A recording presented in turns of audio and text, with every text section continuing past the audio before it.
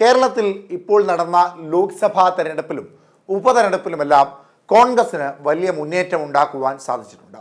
ലോക്സഭാ തെരഞ്ഞെടുപ്പിൽ കഴിഞ്ഞ തവണത്തേക്കാൾ ഒരു സീറ്റ് കുറഞ്ഞെങ്കിലും മികച്ച മുന്നേറ്റം തന്നെയാണ് കോൺഗ്രസ് നേടിയിട്ടുള്ളത്.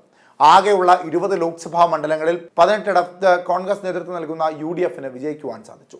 അതിനുശേഷം നടന്ന ഉപതെരഞ്ഞെടുപ്പ്, വയനാട്ടിലും പാലക്കാടും ചേലക്കരയിലും നടന്ന ഉപതെരഞ്ഞെടുപ്പ്, ചേലക്കരയിൽ ഒരു വിജയം കൈവരിക്കുവാൻ UDFനെ കൊണ്ട് സാധിച്ചില്ലെങ്കിൽ പോലും വലിയൊരു മുന്നേറ്റം ചേലക്കരയിൽ ഉണ്ടാക്കുവാൻ കോൺഗ്രസിന് സാധിച്ചു.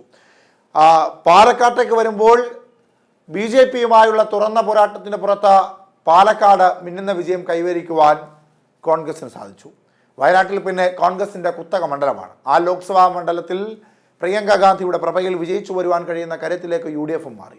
എന്തായാലും ഈ വിജയമൊക്കെ കോൺഗ്രസിനെ സംബന്ധിച്ച് വലിയ ആത്മവിശ്വാസം നൽകുന്നതാണെങ്കിൽ പോലും ആ സമയങ്ങളിലെല്ലാം ഉയർന്നു വന്ന ഏറ്റവും പ്രധാനപ്പെട്ട ഒരു ആരോപണം SDPIയുടെ വോട്ടുകൾ കൂടി മേടിച്ചുകൊണ്ടാണ് കോൺഗ്രസ് വിജയിക്കുന്നത്.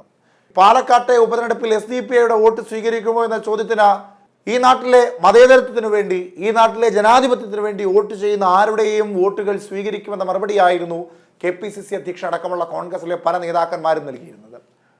അപ്പോൾ SDPIയുടെ വോട്ട് കോൺഗ്രസ് സ്വീകരിക്കുമെന്നായി പിന്നീടുള്ള വാദം. കേരളത്തിലെ പല നിയമസഭകളിലെയും കേരളത്തിലെ പല ലോക്സഭകളിലെയും നിർണായക ശക്തിയായി പ്രവർത്തിച്ചുകൊണ്ടിരിക്കുന്ന SDPIയുടെ വോട്ടുകൾ അല്ലെങ്കിൽ SDPI എന്ന സംഘടനയെ സംബന്ധിച്ച് ഇപ്പോൾ അവർക്ക് പ്രതികൂലമായൊരു വാർത്തയാണ് പുറത്തു വന്നുകൊണ്ടിരിക്കുന്നത്. അതൊരു പ്രധാനപ്പെട്ട സൂചന കൂടിയാണ്.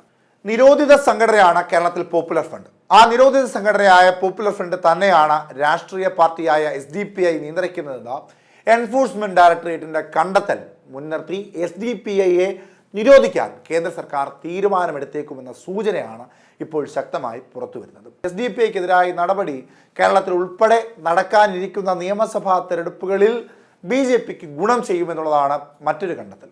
കേരളത്തിൽ ഹൈന്ദവ ക്രൈസ്തവ വോട്ടുകൾ ലക്ഷ്യമിട്ട് SDPIക്കെതിരെ നടപടികൾ BJP ഉയർത്തി കാട്ടുകയും ചെയ്യും.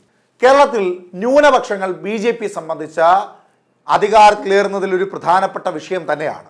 കേരളത്തിലെ മുസ്ലിം സമുദായത്തിൽപ്പെട്ടവർ, കേരളത്തിലെ മതേതരവാദികൾ BJPക്ക് വോട്ട് ചെയ്യുന്നില്ല എന്നുള്ളതാണ് അതിൽ പ്രധാനമായ ഒരു കണ്ടെത്തൽ. അതായത് കേരളത്തിൽ BJPക്ക് വോട്ട് വർധന ഉണ്ടാകുന്നുണ്ട് എങ്കിൽ പോലും കേരളത്തിൽ അധികാരത്തിലെത്തുവാൻ കഴിയുന്ന തരത്തിലേക്ക് BJPക്ക് ഒരു മാറ്റം ഉണ്ടാകുമോ എന്ന ചോദ്യത്തിന് അത്ര എളുപ്പമൊന്നും കഴിയില്ല, അല്ലെങ്കിൽ നടക്കില്ല എന്ന തരത്തിലേക്കുള്ള പല മറുപടികളും ശക്തമായ രീതിയിൽ കണക്കുകൾ നിരത്തിക്കൊണ്ട് പുറത്തു വരുന്നുണ്ട്. അതിലെ പ്രധാന ഘടകത്തിലൊന്ന് ഇവിടുത്തെ ന്യൂനപക്ഷ വോട്ടുകളാണ്. എന്നാൽ അതിൽ ക്രൈസ്തവ വോട്ടുകളിൽ വലിയ നേട്ടമുണ്ടാക്കുവാൻ BJPക്ക് സാധിച്ചിട്ടുണ്ട്. 5% വോട്ടുകളാണ് കഴിഞ്ഞ ലോക്സഭാ തെരഞ്ഞെടുപ്പിൽ BJPക്ക് ക്രൈസ്തവരിൽ നിന്ന് ലഭിച്ചത്. ക്രൈസ്തവ സമൂഹത്തിന് വേണ്ടി പലതും BJP സർക്കാർ ചെയ്യുന്നുണ്ട് എന്ന വാദം ശക്തമായ രീതിയിൽ ക്രൈസ്തവർക്കിടയിൽ ഉയർന്നു നിൽക്കുന്നുണ്ടെങ്കിൽ പോലും ചില പ്രത്യേക വിഭാഗത്തിൽപ്പെട്ട ക്രൈസ്തവ വിശ്വാസികൾ മാത്രമാണ് BJPക്ക് അനുകൂലമായ നിലപാട് സ്വീകരിക്കുന്നത് എന്ന വാദവും ശക്തമായ രീതിയിൽ തന്നെ ഉയരുന്നുണ്ട്. എന്തായാലും കേരളത്തിൽ മുസ്ലിം സമുദായത്തിൽപ്പെട്ട വോട്ടർമാരുമായി വലിയ അടുപ്പം സൂക്ഷിക്കുവാൻ കഴിയാത്ത BJPയെ സംബന്ധിച്ച ക്രൈസ്തവ വോട്ടർമാരുമായി വലിയ ബന്ധം കാത്തുസൂക്ഷിക്കുന്ന BJPയെ സംബന്ധിച്ച SDPIയെ പോലെയുള്ളൊരു സംഘടനയെ നിരോധിക്കുമ്പോൾ അത് കേരളത്തിലും പുറത്തുമൊക്കെ BJPക്ക് കുറച്ചുകൂടി കരുത്ത് വർദ്ധിപ്പിക്കുക തന്നെ ചെയ്യും എന്ന കണക്കൂട്ടലും കണ്ടെത്തലും BJPക്കുണ്ട് എന്ന വാദവും ശക്തമായ രീതിയിൽ തന്നെ ഉയരുന്നുണ്ട്.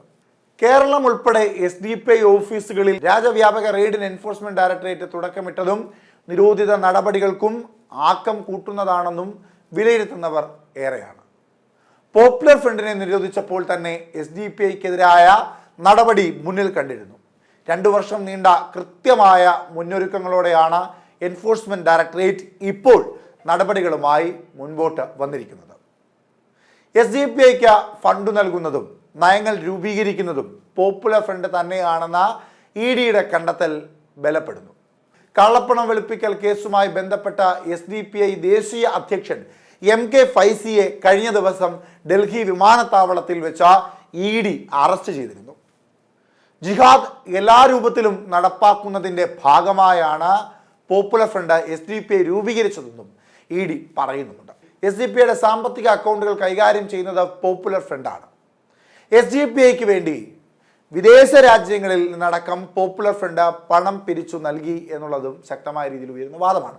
തെരഞ്ഞെടുപ്പ് ചെലവുകൾക്കായി 3.75 കോടി രൂപ നൽകിയതിൻ്റെ രേഖകളും ലഭിച്ചിട്ടുണ്ട്. പല അക്കൗണ്ടുകളിലൂടെ PFIയിൽ നിന്ന് 4.07 കോടി രൂപ SDPIയിലേക്ക് എത്തിയിട്ടുണ്ടെന്ന് ED കണ്ടെത്തി.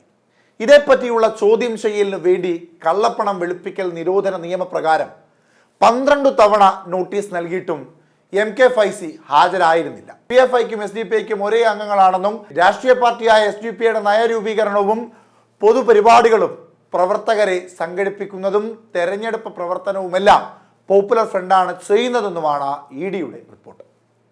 SDP-യുടെ പിന്തുണ വാങ്ങുന്ന LDFും UDFും രാജ്യവിരുദ്ധ ശക്തികളുമായാണ് കൈകോർക്കുന്നത് എന്ന നിലപാടാണ് BJP കേരള നേതൃത്വം ഉയർത്തിക്കാട്ടുന്നത്. ഇക്കാര്യത്തിൽ ഇരു മുന്നണികളുടെയും നേതാക്കൾ മറുപടി പറയണമെന്നും BJP നേതൃത്വം വ്യക്തമാക്കുന്നത്. എന്തായാലും കേരളത്തിൽ SDP-യുടെ പ്രാതിനിധ്യം വളരെ ഏറെയാണ്.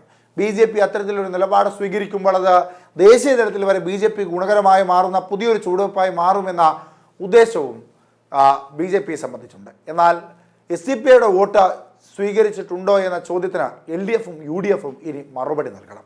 ആ മറുപടി എത്തരത്തിലുള്ളതാകുമെന്നുള്ളത് കണ്ടറിയേണ്ടത് തന്നെയാണ്.